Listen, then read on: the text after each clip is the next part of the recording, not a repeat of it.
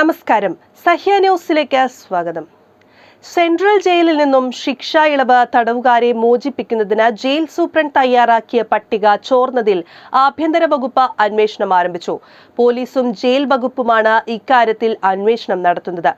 വരും ദിവസങ്ങളിൽ ജയിൽ ഉദ്യോഗസ്ഥരെ ചോദ്യം ചെയ്തേക്കും. ജയിൽ സൂപ്രണ്ട് തയ്യാറാക്കിയ മോചിതരുടെ സാധ്യതാ പട്ടികയിൽ ടി.പി. ചന്ദ്രശേഖരൻ വധക്കേസിലെ പ്രതികളും ഉൾപ്പെട്ടത് സംസ്ഥാന രാഷ്ട്രീയത്തിൽ വൻ കോളിളക്കമുണ്ടാക്കിയിരുന്നു. സർക്കാരിനെ പ്രതിരോധത്തിലാക്കിയ സംഭവത്തിന് പിന്നിൽ രഹസ്യമായി തയ്യാറാക്കിയ പട്ടിക ചോർന്നതാണെന്നാണ് ആഭ്യന്തര വകുപ്പിന്റെ വിലയിരുത്തൽ. ജയിൽ ഉദ്യോഗസ്ഥരിൽ ചിലരാണ് മാധ്യമങ്ങൾക്ക് വിവരം ചോർത്തിക്കൊടുത്തതെന്നാണ് സംശയം.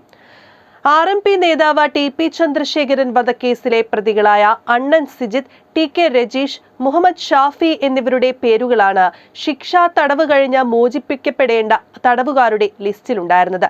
സ്വാതന്ത്ര്യത്തിന്റെ 75ാം വാർഷികം ആഘോഷിക്കുന്ന ഓഗസ്റ്റ് 15-ന് പ്രതികളെ മോചിപ്പിക്കുന്നതിനായാണ് ജയിൽ വകുപ്പ് ലക്ഷ്യമിട്ടിരുന്നത്. ഇതിൽ 50ഓളം തടവുകാരുടെ പേരാണ് പരിഗണിച്ചത്. എന്നാൽ കണ്ണൂർ സിറ്റി പോലീസ് കമ്മീഷണർക്ക് സമർപ്പിക്കേണ്ട ഈ പട്ടിക പുറത്താവുകയായിരുന്നു. സംഭവത്തിൽ കണ്ണൂർ സെൻട്രൽ ജയിൽ സൂപ്രണ്ടിന്റെ ചുമതലയുള്ള joint superintendent KS Sreejith, assistant superintendent grade BG Arun, assistant പ്രീസൺ officer OV Raghunath എന്നിവരെ അന്വേഷണ വിധേയമായി സർവീസിൽ നിന്നും സസ്പെൻഡ് ചെയ്തിരുന്നു.